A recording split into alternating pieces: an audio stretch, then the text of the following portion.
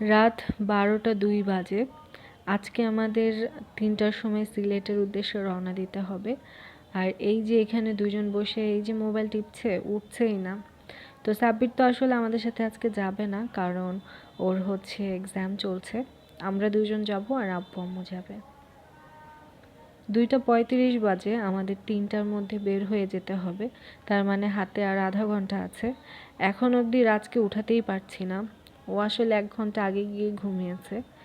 এই যে ডাকছি, ওর মতো ঘুমিয়েই যাচ্ছে।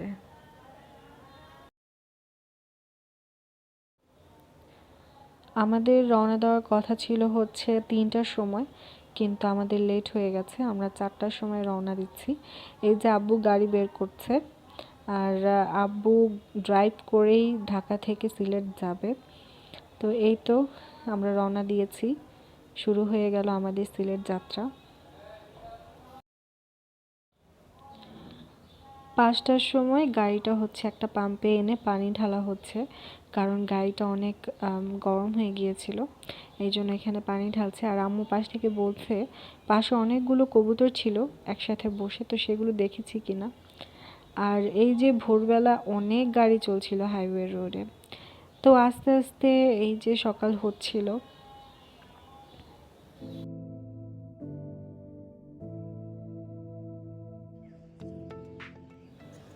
আমরা হবিগঞ্জে গিয়ে থামি নাস্তা করার জন্য। আর এখানে প্লেসটা অনেক সুন্দর ছিল, পাখির কিচিরমিচির আওয়াজও খুব ভালো লাগছিল।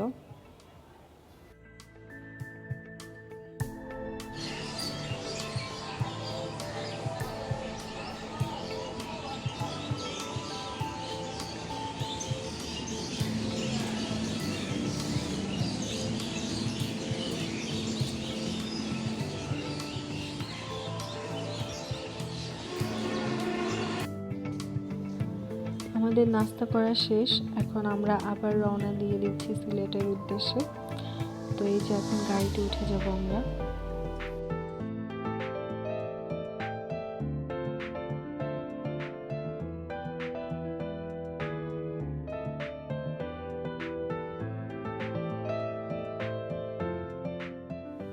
সাড়ে 10টার সময় আমরা সিলেটে গিয়ে পৌঁছাই।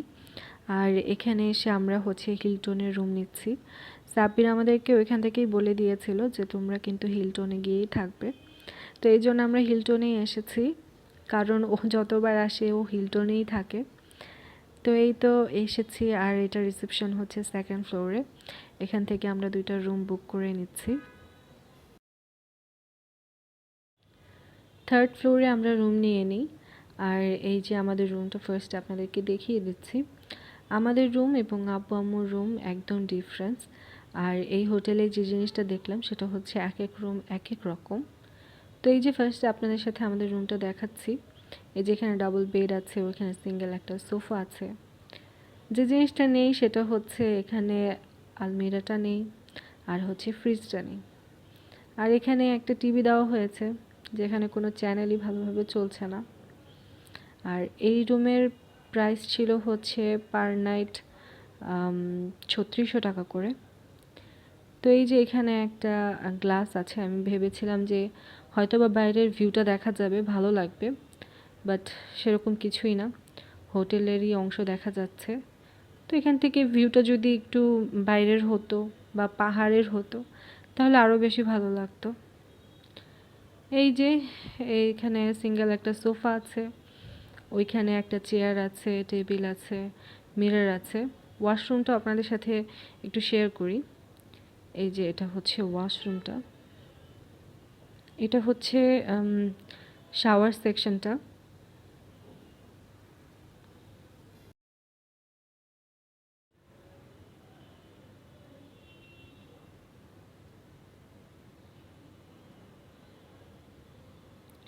রাজ এখানে রেডি হয়ে যাচ্ছে। আমরা এখন সরাসরি শাহজালালের মাজারে যাব, সেখানে জুম্মার নামাজ পড়বে, আমরাও সেখানে নামাজ পড়ব। এই যে আম্মু আব্বুর রুমটা আপনাদের সাথে একটু শেয়ার করি। এই যে আব্বু আম্মুর রুমটা। আর এই রুমের প্রাইসটা একটু বেশি ছিল। এই রুমের প্রাইস মেবি 4000 টাকা ছিল, কিংবা 4200 ছিল, এরকম কিছু একটা। এক্স্যাক্টলিটা মনে নেই, কিন্তু এরকমই কিছু একটা হবে। 4000 বা 4200 মতো। আর এই রুমটা একটু বড়, আর এখানে 2টা সোফা আছে। আর শাওয়ার, এই যে ওয়াশরুমটা, সেখানে হচ্ছে বাথটাব ছিল। তারপর এই তো এখানে সিঙ্ক ছিল, আর উপরে একটা মিরর করা বক্স ছিল। এই তো আমরা যেহেতু এখন মাজারে যাব, আর এই হোটেল থেকে কিন্তু হজরত শাহজালালের মাজারটা খুবই কাছে, তাই আমরা এই যে এরকম সিএনজি নিয়ে নিলাম। সিএনজি ভাড়া 100 টাকা নিয়েছিল। তো এই তো আমরা যাচ্ছি। তো আপনার সাথে একটু সিলেটি শহরটাকে শেয়ার করি।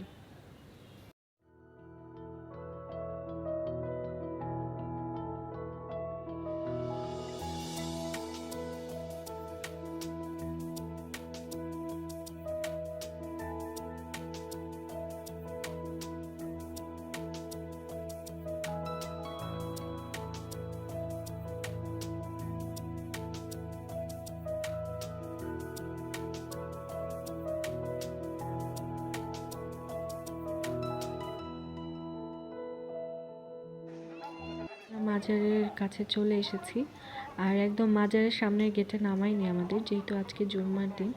গেট অনেক আগেই বন্ধ করে দিয়েছে, গাড়ি ঢুকতে দেয়নি। তো মাজারে যা যা লাগবে সেগুলো কিনে আমরা ঢুকে গেছি। আর এই যে নামাজ টামাজ পড়ার পর এই যে এত রাশ হয়েছে এখানে।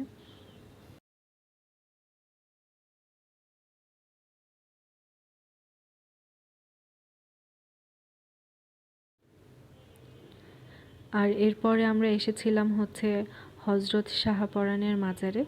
এই যে এটা হচ্ছে তার মাজার। মাজার ঘুরে এরপরে হচ্ছে আমরা 7 রঙের চা খেয়েছিলাম। আর এখানে 4টা অর্ডার করা হয়েছিল, ওনারা ভুল শুনেছে, এই জন্য ফার্স্টে আমাকে একটা দিয়ে গেছে। তো এখানে দেখেন কয়টা রঙের চা আমি আবার গুনছি যে এখানে 7টা রঙই আছে কিনা, কারণ অনেক সময় বোঝা যায় না যে এখানে আসলে কয়টা রঙের চা আছে। তো এই যে আমার অর্ধেক খেতে খেতে আব্বু আম্মু আর রাজের জন্য নিয়ে এসেছে, তো এখন ওরা খাবে। সত্যি কথা বলতে আমার কাছে কিন্তু চাটা এতটা ভালো লাগেনি, খুবই বাজে লেগেছে আসলে, সত্যি কথা।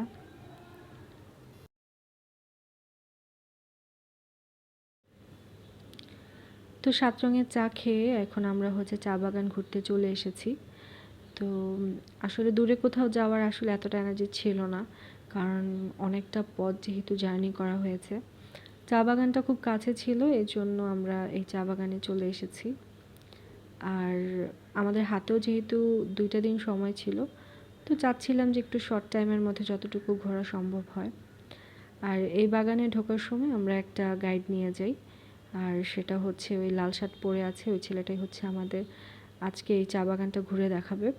তো ও হচ্ছে 250 টাকা চার্জ করেছে এই পুরো চা বাগানটা যতটুকু সম্ভব ঘুরে টুরে দেখাবে। তো আমরা এই যে ঘুরে ঘুরে দেখছিলাম চা বাগানটা। আর এই যে রাজ একটু পরপর পাতা ছিঁড়ছিল, তো এই যে চিপা টিপা দিয়ে নিয়ে যাচ্ছে আমাদের চা বাগান দেখানোর জন্য।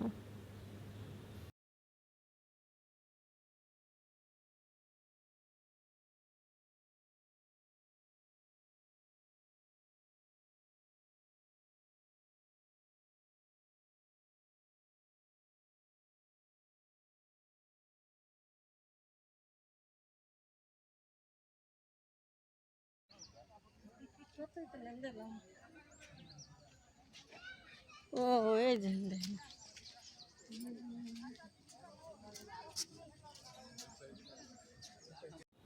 বাগানের ভিতরে এরকম ছোট ছোট 2টা দোকান আছে, চার দোকান। তো আমরা সেখানে বসে পড়েছি চা খাওয়ার জন্য।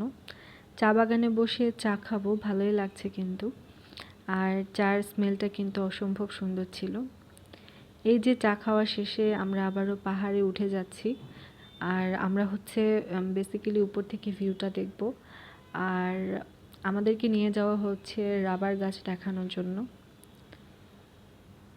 তো এই যে উপর থেকে ভিউটা, খুব সুন্দর একটা ভিউ আসছে।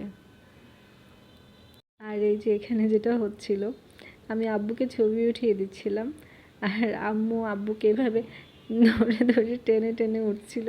তা আমার না দেখে খুব হাসি পাচ্ছিল। আর এই যে রাজু উপরে উঠে আসছে।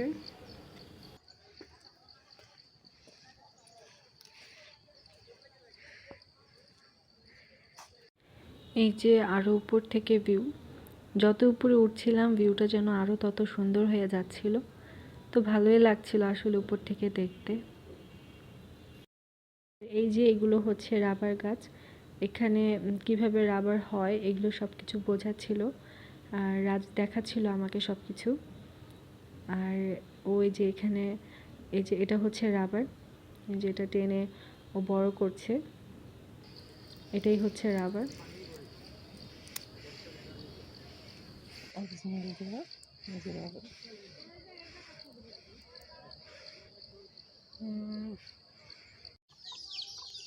বাগানের এক সাইডে একটা মাটির ঘরও ছিল, খুব সুন্দর লাগছিল ঘরটা দেখতে। এই যে সন্ধ্যা হয়ে গেছে, এখন হচ্ছে পাহাড় থেকে নিচে নামার পালা। তো এখন আমরা হচ্ছে নিচে নেমে যাব।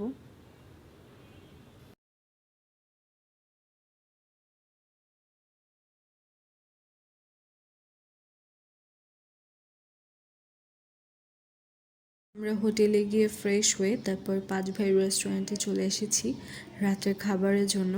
আর এখানে না অনেক অনেক রাশ ছিল, শুধু এখানেই না, আমরা পাঞ্চিতেও খেয়েছি, উঠানেও খেয়েছি।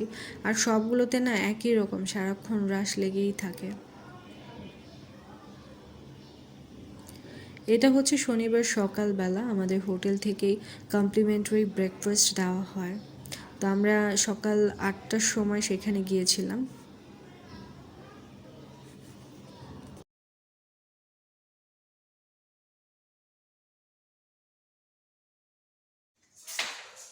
হয়তোবা সকালবেলা বুফে থাকবে, কিন্তু তারা এখানে বুফের আইটেম করেনি, কারণ এই হোটেলে গেস্ট অনেক কম, এই জন্য তারা বুফেটা করে না।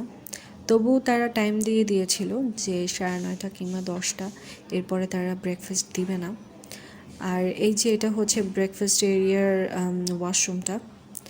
তো ব্রেকফাস্টে ছিল হচ্ছে পরোটা, ডিম ভাজি আর হচ্ছে সবজি। তো ভালোই লেগেছে, খারাপ লাগেনি, মজাই ছিল সব কিছু। আর এরপরে ছিল চা বা কফি, তো আমরা সবাই চাই নিয়েছিলাম, চা খাচ্ছিলাম সবাই মিলে। শেষ করে আমরা রওনা দিই হচ্ছে জাফলংয়ের জন্য। যেহেতু আমাদের কাছে শুধুমাত্র এই শনিবারের এই দিনটাই ছিল, তো এই জন্য কিন্তু আমরা আসলে অনেক জায়গা ঘোরার প্ল্যান করতে পারিনি। তো একটা অপশন ছিল, আর সেখানে আমরা জাফলংটাকেই বেছে নিয়েছি। তো এই তো জাফলংয়ের রাস্তায় আমরা এখন।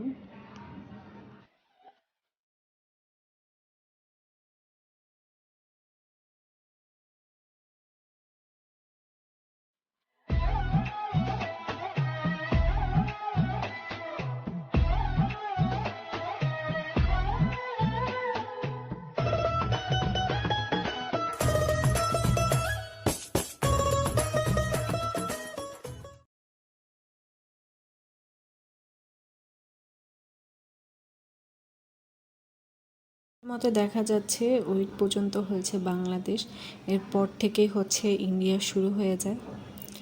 তো এই তো আমরা এই যে পাথরের উপর দিয়ে হাঁটছি, পাথরের উপর দিয়ে হাঁটাটা খুব টাফ ছিল।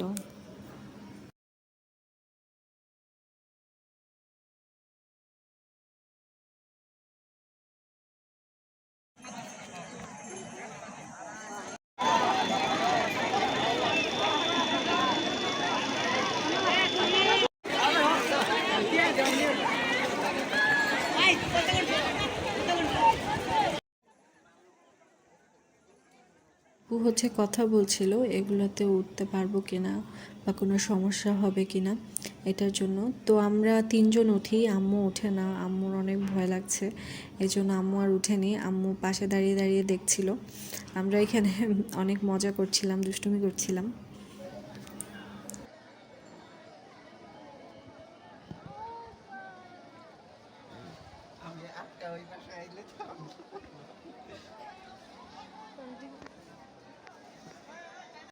ভিজবো এটার ইচ্ছা ছিল না, যার জন্য আমরা কোনো জামা কাপড় নেইনি। কিন্তু পানি এত সুন্দর, না ভিজে থাকতেই পারলাম না। আমরা তিনজন একটু একটু করে ভিজেছি, আব্বু একটুও ভিজেনি। এরপরে আমরা খাসিয়া পল্লী দিয়ে আর একটা চা বাগানে যাই। তো সেখানে গিয়ে একটু ঘুরে টুরে বিকেলের মধ্যে আমাদের ঘোরা সমাপ্ত হয়ে যায় আর আমরা সিলেট শহরে ব্যাক করি। এরপর সেখানে এসে টুকিটাকি কেনাকাটা ছিল সেগুলো কমপ্লিট করি। আর আমরা হচ্ছে রবিবার ভোর 5টার সময় ঢাকার উদ্দেশ্যে রওনা দিই। তো এই হচ্ছে 2 দিনের ছোট্ট একটা ব্লগ। কেমন লাগলো আপনাদের কাছে অবশ্যই কমেন্ট করে জানাতে ভুলবেন না। আমার সাথে এতক্ষণ থাকার জন্য আপনাদের সবাইকে অসংখ্য অসংখ্য ধন্যবাদ।